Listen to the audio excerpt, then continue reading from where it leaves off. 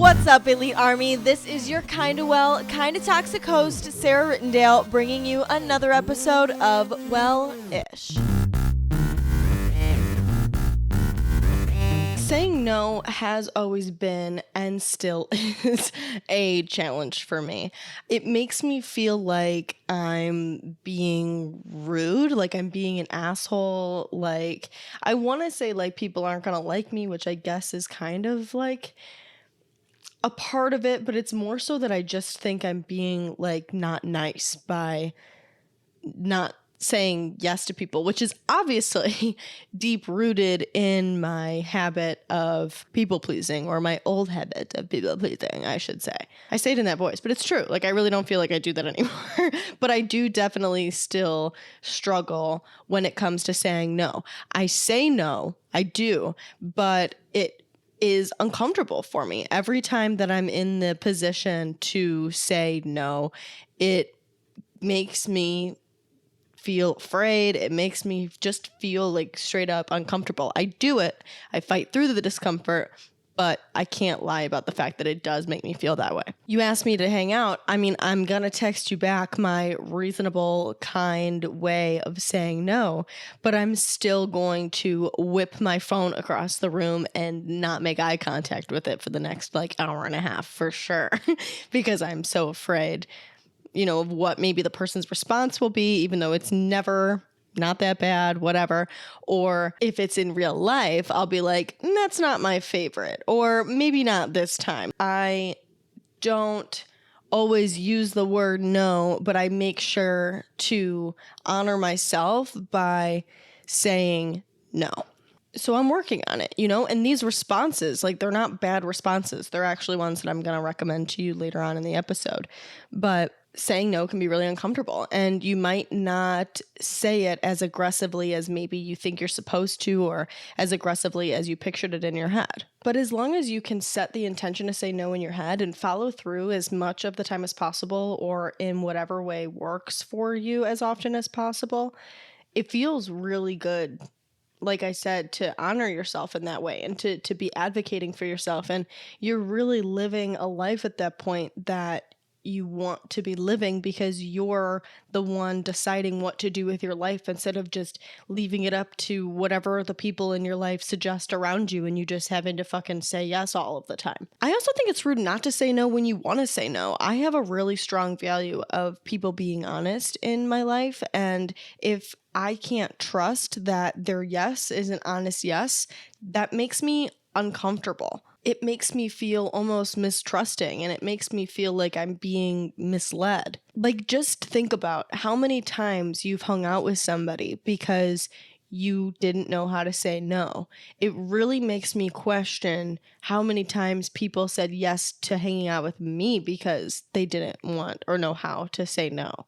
And if I think about that for just one fucking second, that makes me feel like actual shit. People should be able to trust what you say and know that what you say is what you authentically want. So being able to say no when you want to say no. And in my opinion, if you don't do that, that's kind of fucked up. But me just letting you know that it's rude to not say no more than it is to say no isn't going to just uproot all of these uncomfortable feelings that you have about what will happen if you say no, or what the person's feelings of you will be when they say no, or what their response that you're going to have to handle is going to be if you say no. You know, it's not going to take away that discomfort by me telling you that. I mean, I have that opinion, that full, wholehearted opinion that it's rude to mislead people and to not tell them what you authentically want. And I still feel fucking uncomfortable saying that. However, I want to tell you guys today, including this point, what it is I tell myself in order to feel okay saying no. Because I could sit here and I could tell you guys like things that you could say in order to make saying no easier, but really, you know what to say. You know, I mean, I'm still gonna give you like a little bit, but you know what to say. At the end of the day, you're not fucking dumb. Like, you know what it is you are capable of saying, or what you would like to say. You just have to feel safe saying it. The first thing that I really want to tell you guys, because I do want to tell you a little bit of some insight on what makes saying no easier in regards to how you would actually word this. But the first thing I think is really important to say, to give you guys some grace, is that if you have been so deep rooted in this fear of not saying no, it's going to kind of be a lot to expect you to just like the second you stop listening to this episode to go out into the world and start fucking saying no left and right to everybody flawlessly. And I want to give you some grace in the sense that even if you just think about how you would say no, it's a start to being able to say no. That it's a big jump to, again, go from 0 to 100. So go from 0 to 50 and just make yourself aware of all of the times that you think that you should be saying no, and recognizing them and practicing maybe what you would say in your head, even though what you say in your head is probably not going to be how you are showing up in the world and saying no.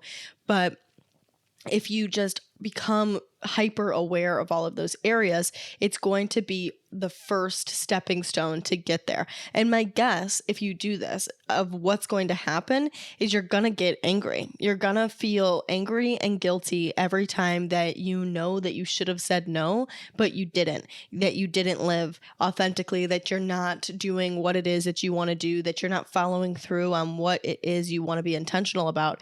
And it'll get to the point that you really don't have a choice but to start saying no. Otherwise, you're really going to start fucking with your confidence and fucking with your self-trust. So you've got to just do it, but give yourself some grace to just think about it first if it's something that you haven't already been just thinking about for a really long time. Once you start saying no, you'll probably want to start small. And again, it's possible that saying the word no will ever actually come out of your mouth. But the biggest mistake that I think I make when it comes to not actually saying the word no is beating around the bush and like accidentally alluding to a maybe. It's important to be clear that you're still saying no, you know, like you have to say things like, that's not my favorite, or maybe not this time, or I don't love that, or what if we did this instead? It's clear that you're saying no, but you don't have to say no.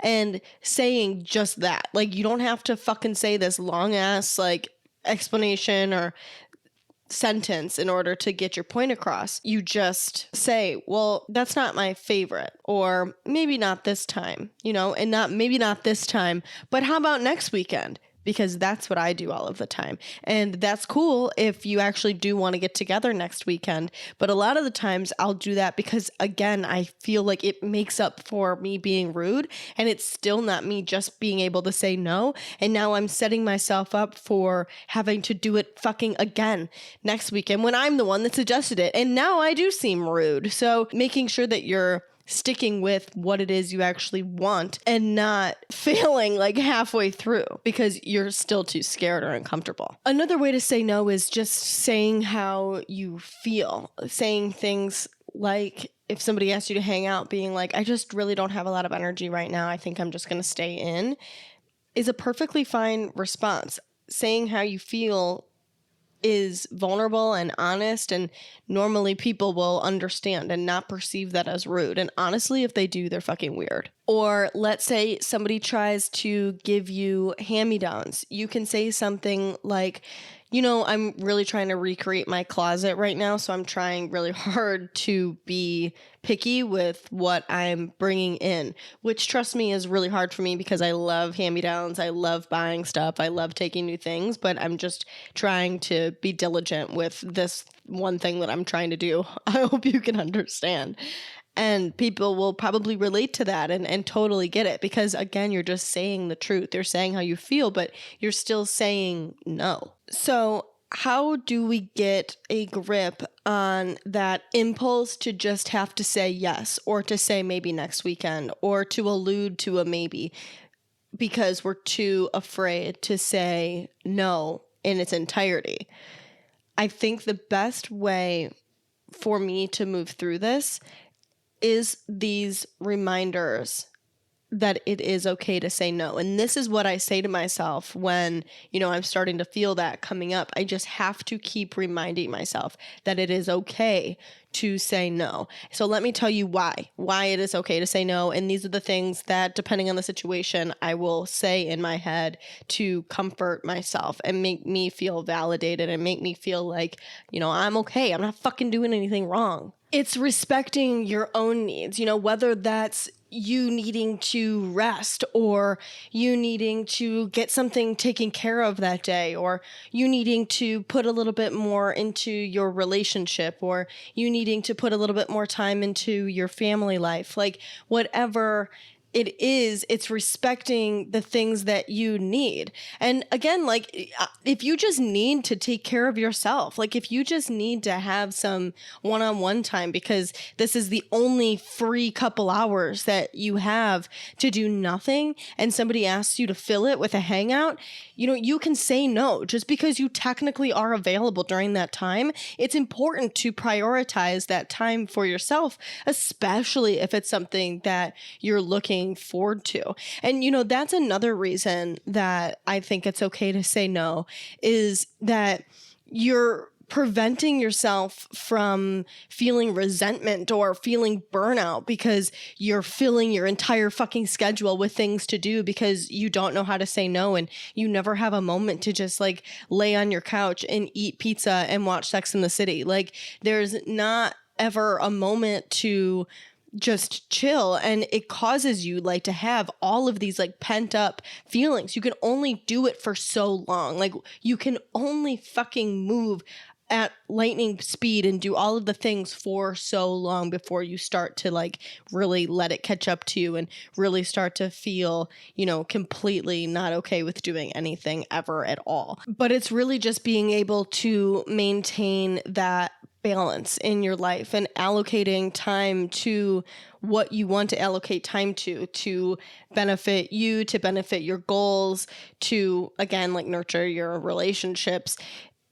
It's maintaining that balance. And obviously it's not going to be like in perfect balance. I think that's a misconception when people talk about fucking balance all the time. It's not going to be like 10% workout, 10% eating, 10% work, 10% friends, 10% family. Like it's not going to be that way. There's going to be definitely fluctuations. And I think that's the point, is that you can't say yes to everything because you're throwing that balance off and saying yes and letting people dictate your life and not you choosing what you want to show up for. And so by being able to say no, you're preserving your time and your energy for the things that matter most to you, so that you can spend more time on the things that you actually want to spend your time on than the things that you really don't. Saying no enables you to stay true to yourself, stay true to your values, stay true to your priorities. It allows you to honor your values and yourself in that way.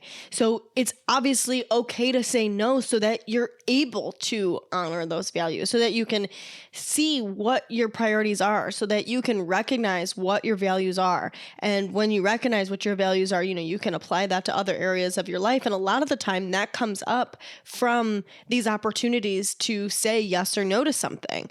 And when you say no, you learn more about yourself and what your values are. And so then this is the opportunity to just take that knowing a little bit farther and solidify it by honoring it and living up to that and saying like, no, this is what is important to me and I'm going to act on it. I'm going to live my life aligned with it. One of my favorite reasons to tell myself when I have this opportunity to say no, of why it's okay to say no, is because you are empowering yourself. It is so empowering to preserve your autonomy, to be able to decide what you want to say yes and no to. It allows you to feel and present your independence and the capability that you have to say no. I had a friend one time that would get herself into the position that a guy would like want to bring her home or want to hook up with her or just like ask her on a date, whatever.